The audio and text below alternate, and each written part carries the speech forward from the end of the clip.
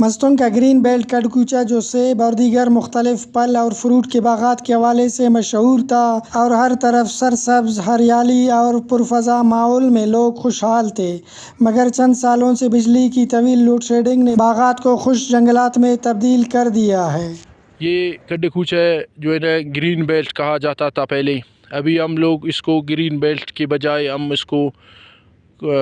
خشک کی کا ایک صحرا کہہ سکتے ہیں، کیونکہ یہ بجلی کی وجہ سے ہمارے یہ ہزاروں نہیں کہ لاکھوں درخت سال پہ سال ہم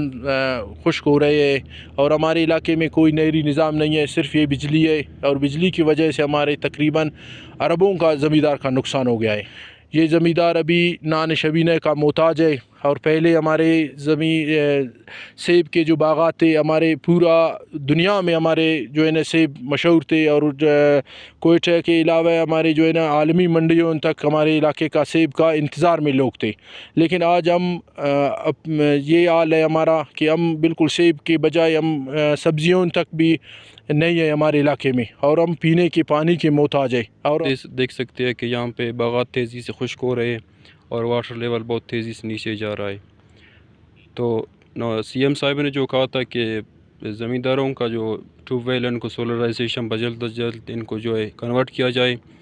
تاکہ یہاں کے زمیندار جو ہے ان کا جو تھوڑا جو حالات جو ہے بہتر ہو سکیں، اور یہ جو پروسیس اس کو جلد از جلد مکمل کیا جائے۔ اور جب تک کہ سولرائزیشن کا جو پروسیس ہے وہ مکمل نہیں ہو جاتا،